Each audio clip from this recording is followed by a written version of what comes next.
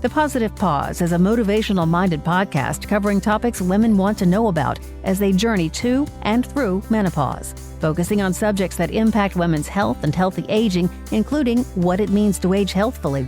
The Positive Pause features experts and influencers from a variety of industries and specialties.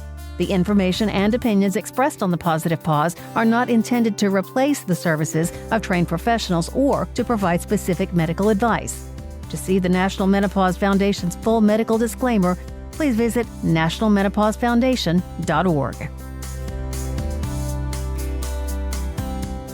Welcome to the Positive Pause. I'm Claire Gill, founder of the National Menopause Foundation. Joining me today is Shivani Doctor, a board-certified physician associate and expert in hormonal and integrative medicine. Shivani has over 2 decades of experience in integrating conventional and integrative medicine. With advanced training in bioidentical hormone therapy and a background in integrative medicine and counseling psychology, she specializes in midlife women's health, hormonal balance, and lifestyle-based treatment strategies. Shivani currently practices at Integrative Health and Aesthetics in Springfield, Virginia, not far from where we're based, where she helps women navigate perimenopause, menopause, and postmenopause with personalized care rooted in both science and compassion. We could certainly use more of that. So thank you so much for joining me today, Shivani. Thank you, Claire, and National Menopause Foundation for having me on your podcast today. We certainly need more awareness around women's health, perimenopausal, menopausal health, and this is a fantastic platform to do so. So thank you again for having me. Oh, my pleasure. I'm really delighted to have you here. So I'll be honest, before I started working in the bone health field, I didn't really know what integrative medicine was. Can we start by just talking a little bit and having you describe what is integrative medicine? Absolutely. Absolutely. So I use kind of integrative medicine and functional medicine interchangeably, but both of which kind of mean it's focused on understanding the origin of or the root cause of the symptoms that people have, prevention of that, and treatment of complex chronic diseases. So the emphasis is not just on the symptoms, but also the root cause of how it originated. We also don't wait till the symptoms become completely overt and develop into dis-ease. Prior to even that, if we see the changes, if we see women are suffering, if we see the lab values based on the now evidence-based medicine, the lab work and the symptomatology, we help women sooner than when they just fall out of the conventional lab value. So the idea here is to not just to survive, but to thrive in our day-to-day lives. So the focus is on positive vitality, not just the absence of disease.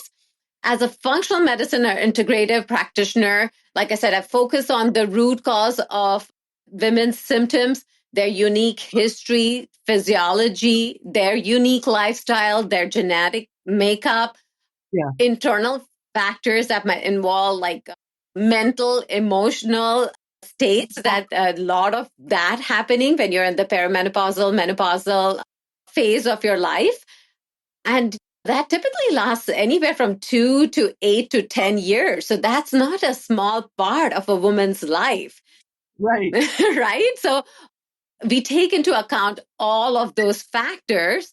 And then we do use a traditional Western medical practice, but also integrate what we would call alternative or integrative medicine, which would include nutrition, lifestyle changes, supplements, detoxification programs, stress management techniques. So we're looking to heal the whole individual and support them through this phase of their life.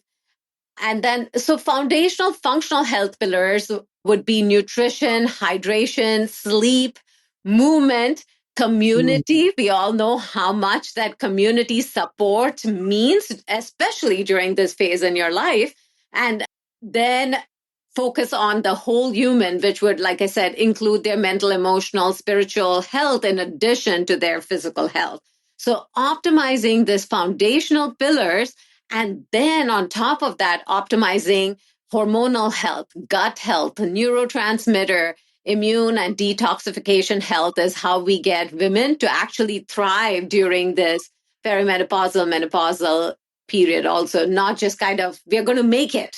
We're just Right. going to, we hope we are going to make it through Get this. through. Right. Yes, Right. yes. Well, it's really interesting in a couple of levels. One, I think there's such a trend, even in traditional medicine, to talk more about the whole person, right? And not just Yes. what ails them, exactly as you said. And I think that it's a little bit like the Eastern philosophy. I think about this because of acupuncture, which is something that I've done in my past for, again, both chronic disease management, but also just for wellness, being able to do that.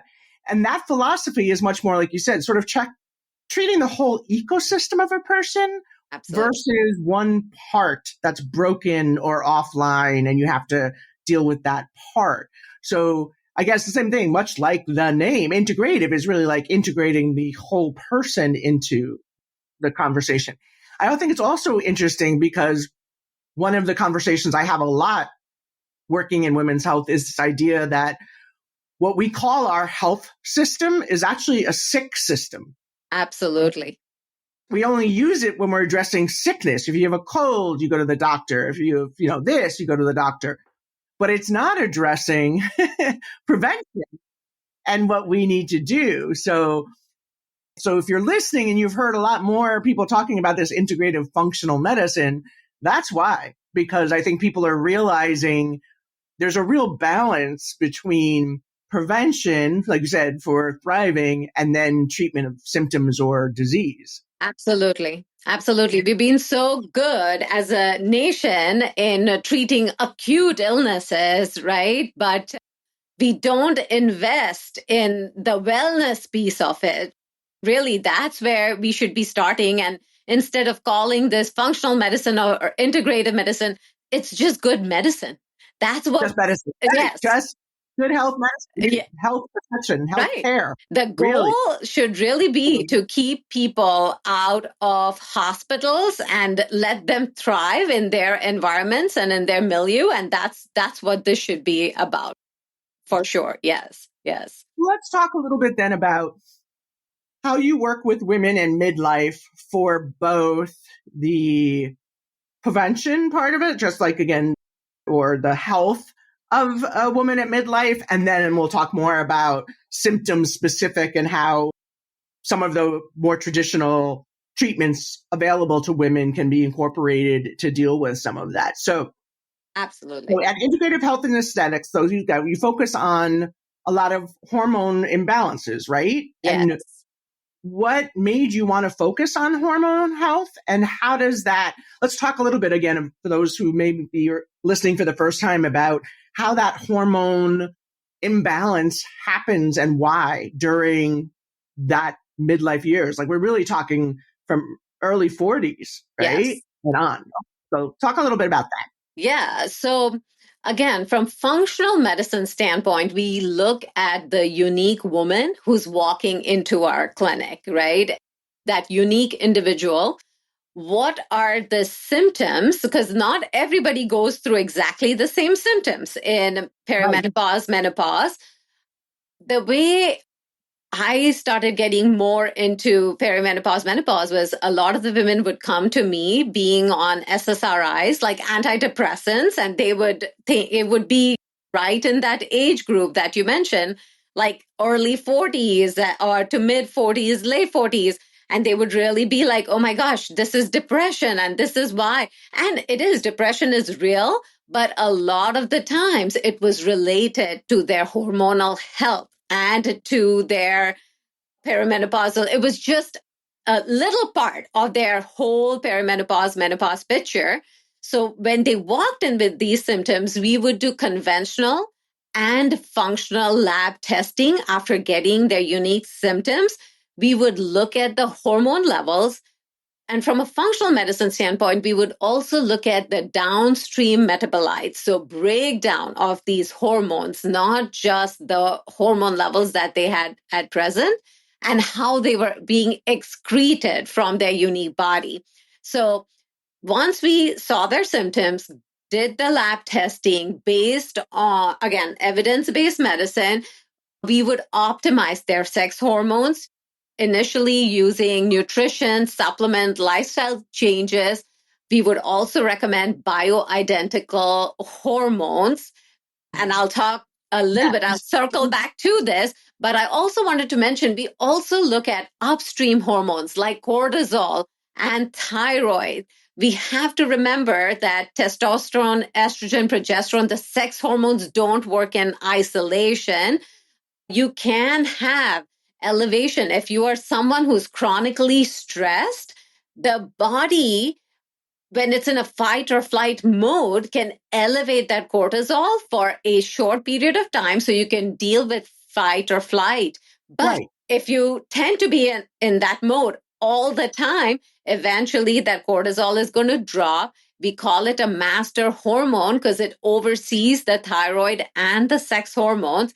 Next, you're going to see the thyroid being impacted. And we know thyroid affects metabolism, impacts every cell in our body. It also affects the sex hormones. So we look upstream at those hormones, and downstream, we look at the metabolites or how testosterone, progesterone, estrogen is excreted. Once it's broken down, how it's excreted from your body. So for example, if you are someone who is constipated all the time, the metabolites are released from your body or excreted from your body by stools, by urine. So that's why I say foundational functional health is important. If the metabolites are sitting in the gut for a prolonged period of time, the gut, there are enzymes that decouple the metabolites and recirculate them. So now the detoxification system in your body is fighting to excrete them back out again. So this is where gut health comes into picture. The overall hormonal health comes into picture. The detoxification system comes into the picture. So we look at all these things to kind of optimize hormonal health. Again, this is what I mean. Like, it's not an isolated system in that unique person's body. It's all interconnected. It's so fascinating to me, really, how the body works like that. And it's so interesting because even though I knew a little bit about, like, for example, on bone, and again, if like you're eating enough calcium, but you're not excreting it or you're excreting too much of it, that could throw off your bone health, right? And it didn't occur to me. I know I should have made the leap, but that's true of all the hormones. Yes. That those same kind of metabolic hormones get excreted once the body has used the value it needs for them. So you're right. Then that again plays within the gut thing. It makes sense. If we're not excreting what we're supposed to, or maintaining, if we're excreting too much, is leaving the body too quickly, that imbalance would make sense, would really mess with our ecosystem. So yes, Claire, you mentioned calcium, and I wanted to say that calcium is best absorbed when you take it in the food form. So food sources of calcium are great. Broccoli, great as a calcium source. But taking vitamin D3 with K2, really important when you're doing any kind of calcium so that it actually gets deposited. That K2 piece helps deposition of calcium into the bones versus into the arteries. So good point, bringing calcium up while we were discussing. And I knew about the calcium. I mean, actually in the bone world, we'll just stick on this a little bit since you're more of this hormonal expert. So in the bone world, we definitely talk about that people need to make sure their vitamin D levels are strong because that helps it absorb into the calcium, absorb properly into the bone. And then there's back and forth about the vitamin K stuff, right? But you're saying that K2 with vitamin D supplement is the way to get the, because shouldn't we be getting enough vitamin K in our diet generally? Not necessarily. It's a subtype. So not necessarily everybody is getting it in the diet. The D, the vitamin, none of us in North America are getting enough sunlight. And if we are outside, we still have sunscreen on. So that absorption is not there. Vitamin D3, it's a vitamin, but it's also a pro-hormone. So very important for hormone health. I have most of my patients supplemented. A good range for vitamin D would be around 60. And typically, when I start with patients, I see it, unless they're supplementing, I almost always see it around like a 30. So again, we're talking about optimal ranges, and the ranges are Right. so huge. When we are talking about thriving, we want to be in optimal ranges of things. We don't want to be close to the lower end of things here. So when you do that blood work, then I'm curious if when you're testing for like vitamin D, I can they also do. test for your vitamin K2 levels and whether or not those are optimal? How do you know when that's optimal for someone? So typically, if you're taking a good quality supplement of D3, it should be with Okay. K2. So we don't individually check for K2 supplementation. But if you're taking D3, the K2 should be going along with that. Okay. So we just need to look for that and make sure you're taking vitamin D3. That Yes, makes yes, yeah. absolutely. And that's one of those things too, when we talk about next, when we get into a little bit more about the hormonal health, but I think it's so important because like you said, as pale as I am, and I know not everybody can see us on this lovely podcast, but if they've gone online and seen it, with my Irish heritage, obviously I'm severely vitamin D deficient, and I found out, and it had Yeah, such implication for gut health, for bone health, all of those kinds of things. all As of you it. said, so many people, even people of color, are vitamin D deficient in North America. We don't think about it.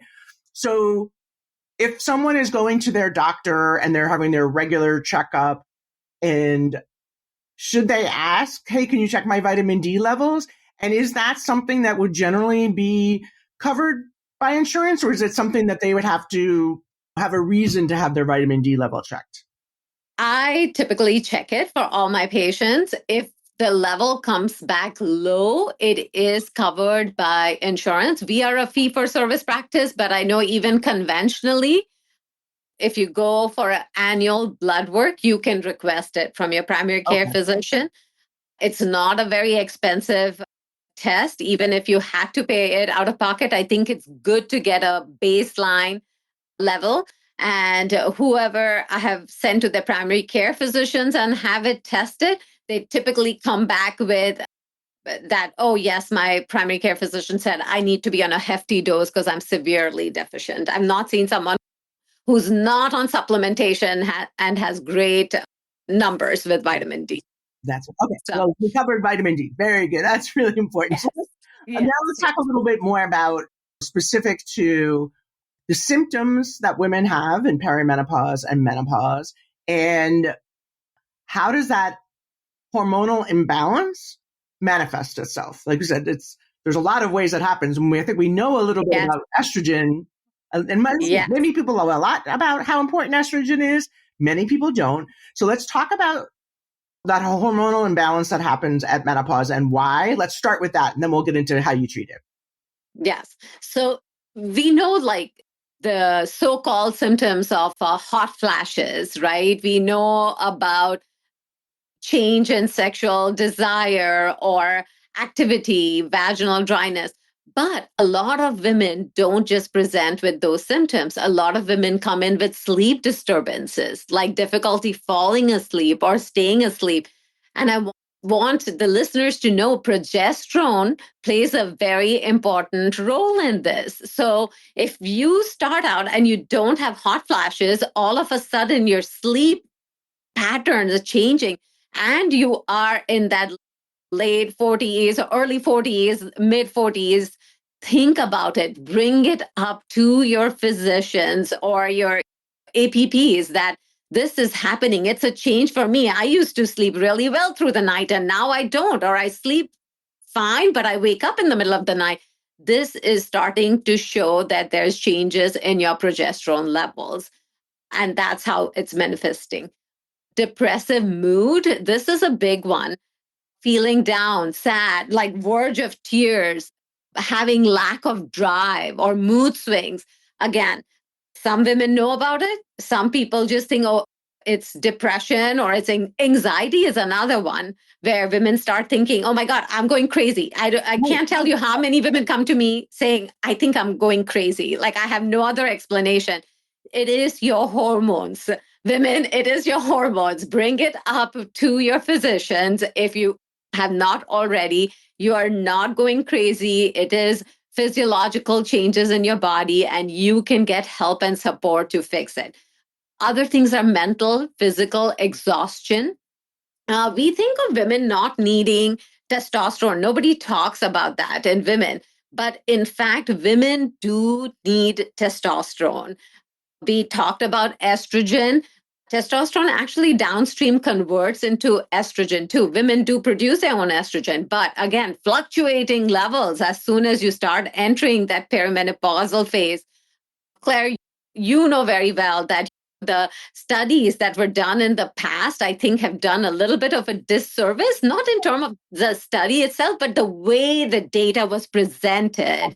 Because really, now there's plenty of research out there suggesting that estrogen actually is cardioprotective for women. It's actually bone protective for women. And we have still somehow conventionally stuck to that old norms. Right. And we have not been helping women get through or thrive. We don't want to just get through actually this phase of our life, because it could be a good decade of our life. 10 years is not a short time.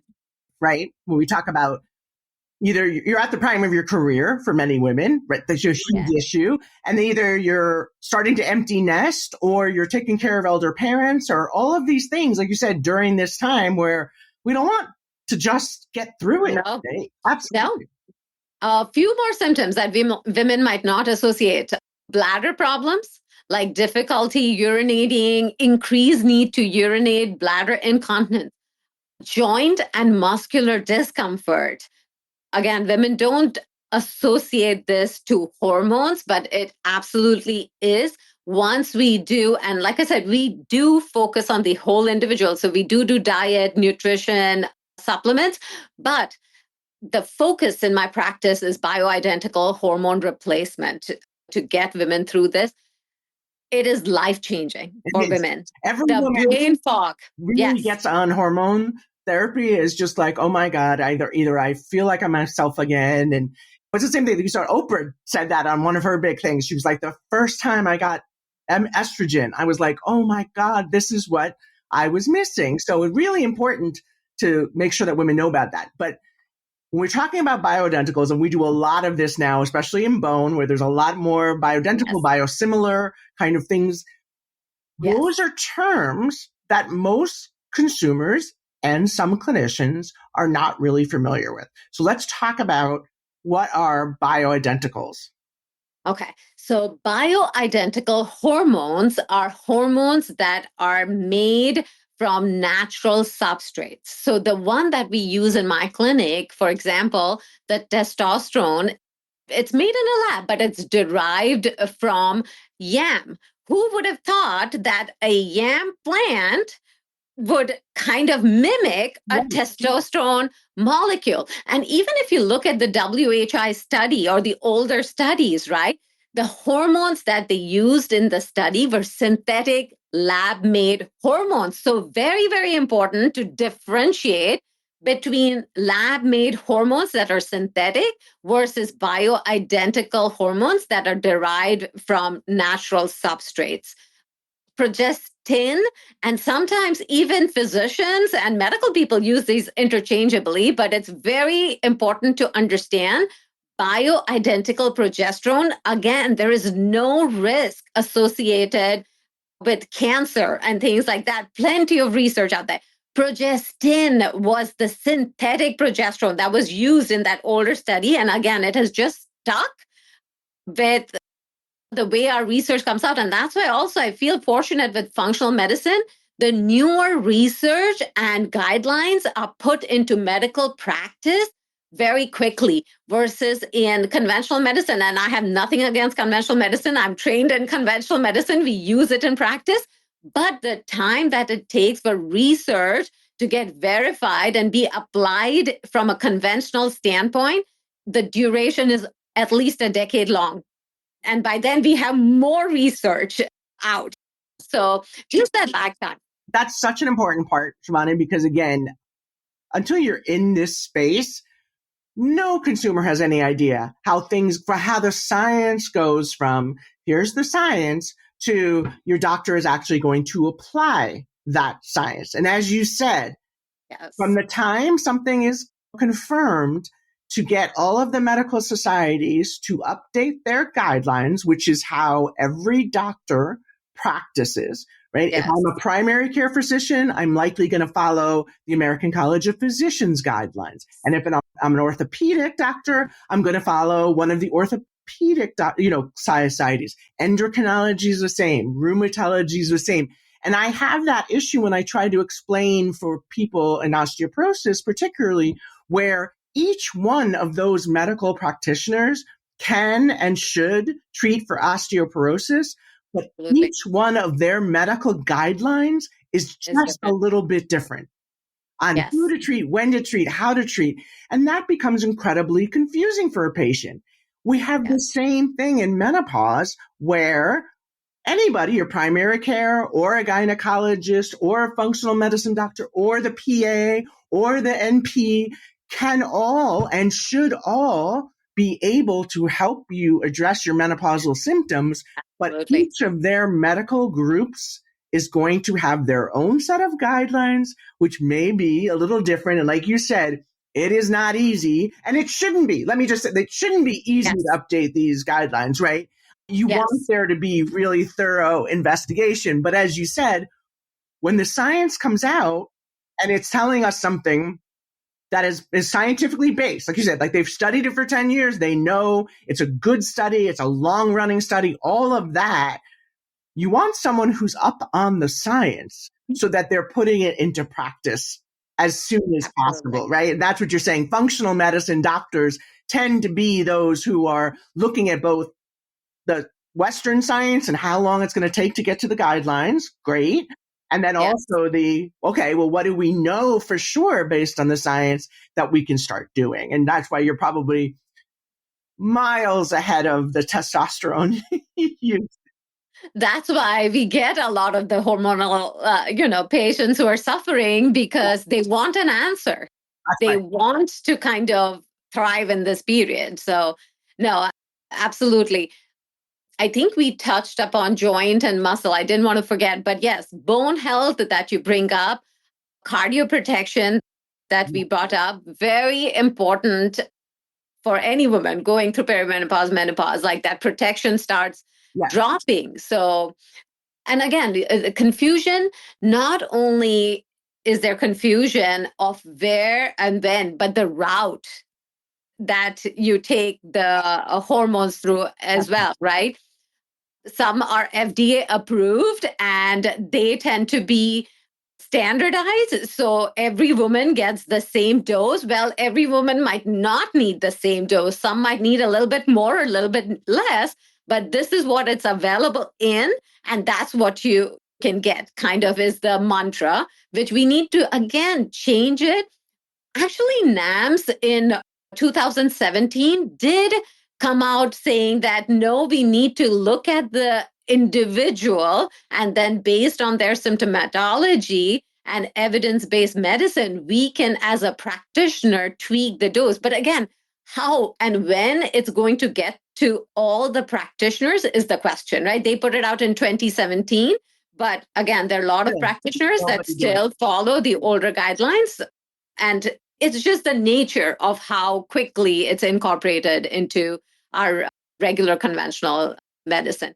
But yeah, so oral, transdermal, vaginal creams, some of them are now FDA approved. And you and I have talked about pellets, which are not FDA approved yet. But again, the differences in this is how cumbersome is a therapy, whether you're going to have women doing it every day or weekly or monthly. What kind of release of the hormones do you have? Is it a more sustained release, mimicking the body's natural way of releasing the hormone, or it's got a spike and then a drop? So all these things need to be looked at too, not just that, yes, testosterone, estrogen, and progesterone are helpful, but the route is important as well. So yeah, the delivery method of that hormone is super important. And I said, I guess for looking at it positively, it's good that there are so many different options available now. absolutely. We were talking before we started recording this podcast, I think a little bit about the FDA, or maybe we weren't. I can't remember who I was having the conversation with, but yesterday I was at the FDA panel looking at Wonderful. hormone I saw that. therapy, and that was kind of what was discussed. The way that back with the Women's Health Initiative, as you said, in 2002 or 2012, they were looking at something where we now know differently, but the warning on all of estrogen in every delivery method is the same, even though the science has long been updated. And so what we were asking is, the label should match the science. You have to catch up, and you can't deprive women of something that they absolutely need because you haven't changed your guidance based on something that was, again, old science, old news.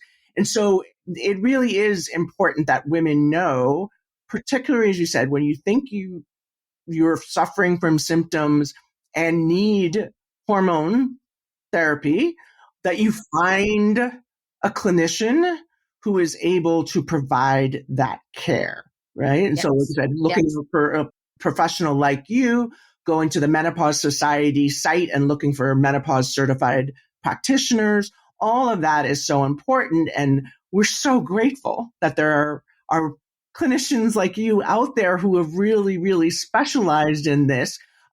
And really, that's the best way to get the best information and the best care, is find people like you in their community as best they can. And if they, like I said, go to the Menopause Society, which is the medical society site, and they have a listing of practitioners, you can put in your zip code, or reach out to us at the Menopause Foundation, and we will help try to find people in your community. All of that is really good. But what I'm also fascinated on, Shivani, and what is so important, and I think really the wave of the future when you think about integrative and functional medicine and where medicine is going, is some of that advice that you give, like you said, treating the whole person, that it's, yes, hormone therapy is often very important and needed and should not be ignored, or no woman should feel any worries about taking it if they need it. But can you talk about some of the things that you recommend for women as part of that care package that women could do at home? What should they be thinking about in their diet? What should they be thinking about in movement? Can you talk to us a little bit about that? Absolutely. So in addition to optimizing the hormones I'll give you some tips on like diet that any woman can do at home. So you need essential vitamins, minerals, healthy fats for like hormone production and their detoxification, right? And to regulate the metabolism. So healthy fats, avocados, nuts, olive oil, they provide omega-3 fats, and they help regulate inflammation, and they support hormone production. Protein-rich foods like eggs, lean meats, lentils, fish, they will contribute to steady insulin levels. And, PCOS is a talk for another day, but again, another area of hormonal imbalance, right? But so protein-rich foods will help steady the insulin levels and also help hormone regulation. We talked a little bit about detoxification of downstream metabolites. So cruciferous vegetables like broccoli, Brussels sprouts, kale, these are compounds. They have compounds like sulforaphane that help in estrogen metabolism and detoxification from the body. For balancing hormones and gut health, fermented food, yogurt, kimchi, sauerkraut, those are good and support your gut health. And then things that can help reduce cortisol levels and provide magnesium, those are leafy greens like spinach, Swiss chard, collard greens. This is one place I say dark chocolate that can help with magnesium. And then foods that negatively affect hormones, I would say foods and things. Processed foods, they can interfere with hormone production. Refined carbs can cause, like, so sugary cereals, bread, pastas, in extreme amounts, again, can cause like blood sugar spikes. And then dairy, non-organic dairy that have hormones in them, they're linked to elevated estrogen levels and inflammation. And then alcohol, of course, can disrupt some of that estrogen cortisol balance as well. So some guidance on food. Of course, it's broad. I always tout that this is an individualized medicine, but overall, broadly, if you follow this, it can certainly help. Yeah, well, again, I think it's super fascinating that our hormone levels are so impacted by what's happening in our gut and what we consume. And and I say this with the chronic disease too, when you're suffering from a chronic disease or being diagnosed with it, like with something like osteoporosis, Yeah. you feel like you've lost control, right? And knowing that, wow, if I do pay attention to my diet and consume those healthy things, it's what we've been told all our lives, right? But we've all fallen off that.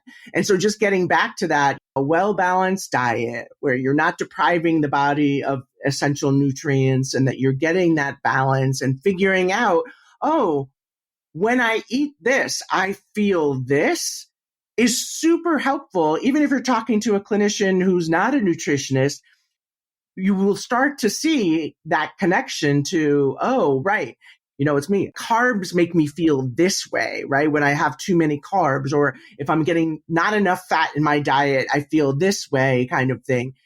That's something we can all do to really own and take control of our well-being and stuff. And then certainly, I'm sure when you go to meet with someone like you and your expertise, when the patient is able to say, here's what my normal diet is, right? And that's how you're able to be like, oh, well, this isn't an optimal diet for you either.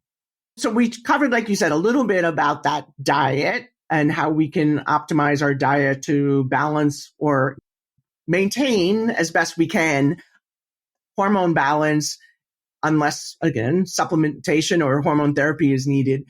What about movement? How do things change during midlife, and what should women be aware of that they may need to concentrate on now that maybe they didn't before hitting menopause? Yeah, very good question, Claire. And again, you start where you're at.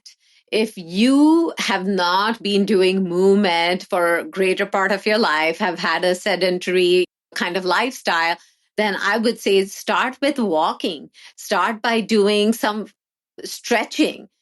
If you have been doing that, then you kind of progress. Midlife, when we talk about bone health, doing strength training, extremely important. That helps build the bone back up. So in addition to that bioidentical hormone replacement, doing strength or resistance training is going to help with that bone health. Again, I say cardio is good, but strength training really important during those midlife years.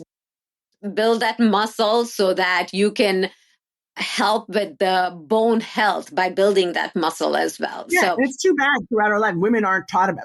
We're almost afraid of strength training, as if you didn't want to be too muscular, right? Because that wasn't feminine. You don't want to be manly. We're not talking about. You're not going to be. We're talking about just optimizing your muscles. And as you said, I think now, thankfully, finally, women are start to be told, oh my gosh, no, the strength training and the cardio go hand in hand. Yes. You need that. Don't just focus on the cardio. Do your strength training. And it doesn't have to be always going to the fancy gyms or getting a membership. You can do it at home. Start where you're at, and then, you progress from where you're at. Don't get intimidated. I feel like a lot of the women, like when they have to go to gyms and things like that, they see other people who are like in the thick of it. They get intimidated and they're like, okay, this is not for me. It is for you. You start where you are at on that day and you progress to where you need to be. Do one set if that's all you can do, but start doing it because strength training is really important. It's one of those things where every step counts, every Yes. movement counts, every life counts. And you're right. I think it is intimidating too when you start to see your body change. I find it really, unfortunately, so many women who have been really active and maintained their weight and their physical activity, and they've done great. And then they reach menopause and it's not working for them anymore. That becomes the really shocking, worrisome part for them. And like you said, it's just a change. You just have to add a little bit more strength training and, just And hormone replacement sometimes. I mean, I know there is a trend of weight loss drugs right now, but sometimes it is not just that. It is that your hormones need to be replaced, and it is not scary to do that. I mean, our office, we have plenty of articles that are actually there in the patient lounge so that women start feeling comfortable about these things and bringing that conversation and knowing that it's safe for you. So yeah, it's really also, like you said, it's also, I love that about having that information available to women. And that's certainly, I think, the roles that some of us in the nonprofit world can play too, where making that information available, directing people to where they can see the science. Because again, people want to look at it and understand it themselves. And if you're comfortable with that and you want to dive deeper into it, that is an absolutely fair question to ask your clinician who's prescribing. Where can I go to get more information about this, right? And it doesn't have to be make the decision immediately on that visit. We talk about how to talk to your clinician, right? Ask if you can take the information or explore, where should I go to explore more? And then schedule another appointment to come back and talk about the treatment. I even know when my mom, caring for my mom and watching her as she aged, doing that kind of stuff. And it's sort of like, doctors in their 15 minutes, and God bless them, that's all that they have with us these days, are trying to get through all of the things. And so when they see something like, oh, you've got high blood pressure, I'm going to put you on this medication, it's going to take care of the high blood pressure. And there's this panic where you're like, you have to make that decision right then and there, whether or not you're going to go on that treatment. No, you do not. You can say to the clinician, thank you, I'm going to look into this. Is there other places you think I should go for more information? And I will schedule on my way out today a meeting to come back and talk to you about treatment. Absolutely. Unless it's life or limb threatening, you don't have to make a decision. You can think about it. There are several resources now available to you. Like you said, Claire, your nonprofit, the National Menopause Society, you guys are doing great work spreading this information, fighting for this information to come to the forefront. And women need to take advantage of it. And sometimes take a pause, think about it, see what is best for you before you take that step forward. And then, so my other question then to Shivani is too, is the other thing that we hear is when women get dismissed, when they go in and they say to whoever they're seeing, I'm having these symptoms, either the clinician, and maybe they say, and I'd really like to talk about hormone therapy, and they say, no, or it's unsafe, or it's whatever, or they just get dismissed. It's like, it's just menopause and move on. So how do you counsel women, like when I'm sure that's happened and you get women who have had that reaction and then they find you, right? But how would you advise women when that happens to them? What should they be saying? Like, what would be an appropriate response to that clinician? Yeah.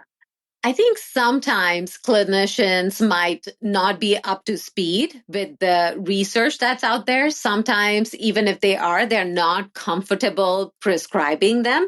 What I would say the women ask then is, hey, can I go to someone who specializes in hormone therapy if you're comfortable referring me to them? Because I do want to talk about this and advocate for yourself, because you're going to be your own best advocate. Get the information and get a referral if your insurance requires a referral. If you don't need a referral, plenty of online resources now. Look at the National Menopause Society's website where you have providers listed there. Make an appointment. And what we do in our practice is the first thing, women, sometimes they are told for years that it's just menopause. So validating that, again, your symptoms are real. You don't have to just go through this. There is help available and it's very safe. But sometimes they are just scared because they think, okay, if they do estrogen, they're going to get a blood clot. Like that is what they've been told. And that is why they're scared. So again, presenting once they come into our office, validating that their symptoms are real, that we understand that it's been going on for a long period of time, showing them the research that this is in fact safe to do and is actually beneficial in several regards, and then counseling them. And like you said, it doesn't happen over one session. We do the discussion, they go back with the material that they've been given, and then also some online resources. We've actually added the National Menopause Society as one of the resources now.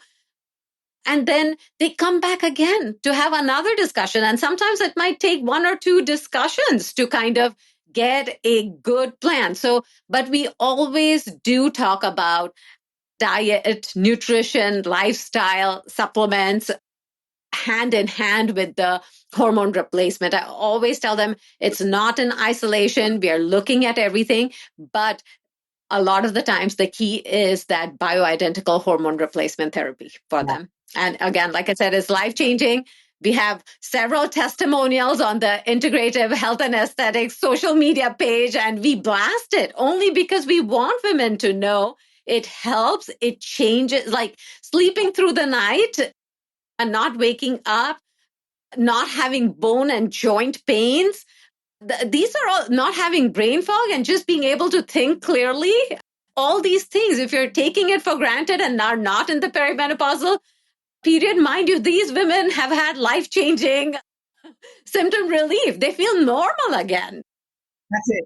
So many women say that, right? I feel like myself again. And I think, like I said, that's so important for women to know, right? That this is all of those things that you were saying in any other instance is just basic level of care. And yet we do not get that as women as we travel through this very, very dynamic stage of life where so many things are changing. And so just like you said, to not have that dismissed and to have someone talk about, yep, that's all normal. And I spend so much time, as you said, validating women when they call the Menopause Foundation and say, what's going on? Or, oh my God, this is my experience. And I'm like, yes, I know. I've heard that. You're right. That is a symptom. And we do have a checklist of the 34 symptoms of menopause. And I'm sure there's more, but we really look at the ones that scientific evidence. Here are the ones that we've associated. Now, some of them, like hot flashes, are absolutely only generally happen as a result of a medication or surgical induced or whatever. Some of them, though, like itchy skin, you're like, well, that could be a million things, which is true. But if it's just started for you at midlife and you don't know where it's coming from and you didn't change anything, then it's likely a symptom of your hormones, right? We need to know those things. It's so important. I have another question then, Shivani, because again, it's that functional medicine, the integrative medicine practitioner is doing kind of a different type of training for that. What's the resource for people? Is there like a society or a group that people can go to look for integrative functional medicine specialists? Yes. Institute of Functional Medicine, their website is a great resource. They have providers listed by state, by region, and they are, again, usually progressive, have the latest research, and they're going to help you with hormonal replacement and looking at the overall picture. And so, again, that's a good resource because, again, what credentials should women look for to make sure that the person they're seeing is actually a scientifically based integrated functional medicine thing? Like we know like MD for this and PA is physician assistant. Are there any certifications or something that women should be on the lookout for? So typically it would tell you on their website if they've gotten functional medicine education. There are a couple of different societies. Institute of Functional Medicine is a big one. School of Applied Functional Medicine is another big one. They don't give additional designation, but they would, if they are integrative or functionally based practice, they should have it on their website that they and link to that, so they're a member of that society. It's a very much, I mean, the Menopause Society has their menopause certified, that they make you take a test, right, for theirs kind of stuff. And that's why people say it. But again, it's not a MD credential or anything like that. It is a certification that they've done. So yes. Again, you know that people who are members of the Menopause Society likely have been keeping up on the science. So the same thing, you can look for people who are part of the integrated medicine thing, are likely people who are up to get it. That's really helpful because, again, a lot of people can make a lot of claims about what they do. So really important to look for specialists in this. I can't believe, I know we're almost out of time on this, and it's been so great talking with Shivani. So is there anything that we didn't cover that you want to make sure that we get in, or anything that you'd like to leave our listeners with at the moment? I would say for women in the midlife, early 40s, if you are having the symptoms that we discussed, what I would like to leave you with is a validation that these symptoms are real.